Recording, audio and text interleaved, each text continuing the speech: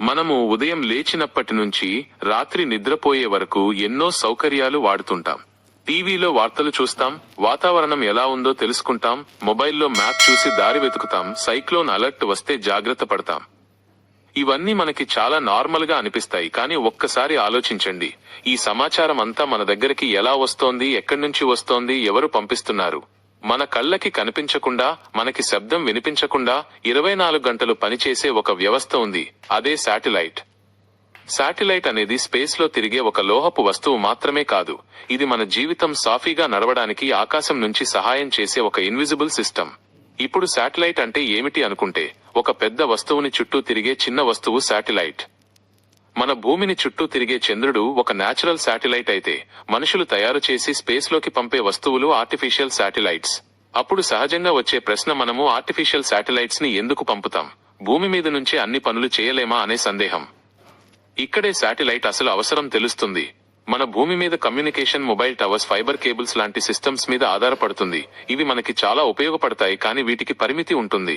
భూమి గుండ్రంగా ఉండటం వల్ల భూమి మీద నుంచే పంపిన సిగ్నల్ కొంత దూరం వెళ్ళాక భూమి వంకర వల్ల ఆగిపోతుంది.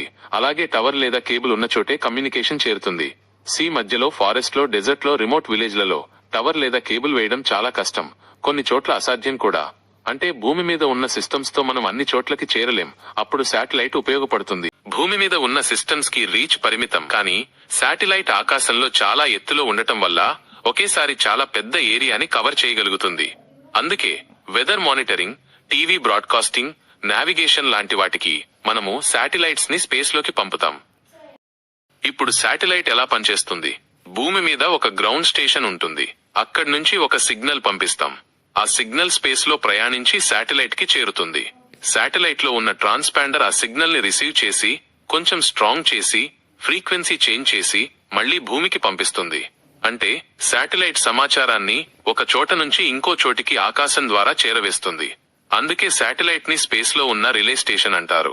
ఇప్పుడు చాలా మందికి వచ్చే ఒక ప్రశ్న, శాటిలైట్ అంత ఎత్తులో ఉంటే కింద పడిపోదా? భూమికి గ్రావిటీ ఉంటుంది. గ్రావిటీ శాటిలైట్ ని కిందికి లాగుతుంది. అదే సమయంలో శాటిలైట్ చాలా ఎక్కువ సైడ్ వేస్ స్పీడ్ తో ప్రయాణిస్తుంది. ఈ స్పీడ్ వల్ల వచ్చే ఫోర్స్ గ్రావిటీతో బ్యాలెన్స్ అవుతుంది. ఈ బ్యాలెన్స్ వల్ల శాటిలైట్ పడిపోదు, ఎగిరిపోదు, కేవలం భూమిని చుట్టూ తిరుగుతూనే ఉంటుంది. దీన్నే మనం ఆర్బిట్ అంటాం. శాటిలైట్ తిరిగే ఆర్బిట్ ఆధారంగా 3 ముఖ్యమైన రకాలుంటాయి. LEO, earth orbit. భూమికి దగ్గరగా ఉండే ఇవి ఫోటోలు తీయడం, ఇంటర్నెట్ సర్వీసెస్ కోసం వాడతారు. MEO, medium earth orbit. ఇవి GPS మరియు నావిగేషన్ సర్వీసెస్ ఇస్తాయి. GEO, geostationary orbit. ఇవి భూమితో పాటు తిరుగుతాయి కాబట్టి భూమి మీద నుంచి చూస్తే ఒకే చోట ఉన్నట్టు కనిపిస్తాయి. టీవీ ఛానల్స్, వెదర్ శాటిలైట్స్ ఇక్కడే ఉంటాయి. శాటిలైట్ మన జీవితంలో ఎలా ఉపయోగపడుతుంది అంటే, మన ఇంట్లో TV signal, cyclone warnings, mobile maps లో మన లొకేషన్, ఇవన్నీ శాటిలైట్ వల్లే సాధ్యం. సముద్రంలో ఉన్న షిప్లకు దారి చూపడమే కాకుండా డిజాస్టర్ సమయంలో నెట్వర్క్ దెబ్బతిన్నా కమ్యూనికేషన్ కొనసాగిస్తుంది. సింపుల్ గా చెప్పాలంటే, టవర్ మనకు డేటా ఇస్తుంది, కానీ శాటిలైట్ మనకు దారి చూపుతుంది. ఈ రెండూ కలిసే మన మోడర్న్ డిజిటల్ లైఫ్ ని. ఇప్పుడు చివరిగా, శాటిలైట్ స్పేస్ కి ఎలా వెళుతుంది? శాటిలైట్ ని స్పేస్ లోకి పంపడానికి లాంచ్ వెహికల్ లేదా రాకెట్ అవసరం. రాకెట్ పని ఏమిటంటే, శాటిలైట్ ని భూమి గ్రావిటీ నుంచి బయటికి తీసుకెళ్లడం, సరైన స్పీడ్ ఇవ్వడం మరియు సరైన ఆర్బిట్ లో రిలీజ్ చేయడం. రాకెట్ లో స్టేజెస్ ఉంటాయి. ఫ్యూయల్ అయిపోయిన స్టేజ్ ని డ్రాప్ చేస్తారు. స్టేజ్ తగ్గిన కొద్దీ రాకెట్ లైటర్ అవుతుంది, మరింత స్పీడ్ అందుకుంటుంది. చివరికి శాటిలైట్ తన ఆర్బిట్ లోకి చేరుతుంది. ప్రతి దేశం తమ అవసరాలకు అనుగుణంగా తమ ఓన్ లాంచ్ వెహికల్స్ తయారు చేసుకుంటుంది. శాటిలైట్ మనకి కనిపించదు, మన చేతిలో ఉండదు, కానీ మన నిర్ణయాలకు సమాచారం ఇస్తుంది, మన ప్రయాణాలకు దారి చూపుతుంది, మన భద్రతకి ముందే హెచ్చరిస్తుంది.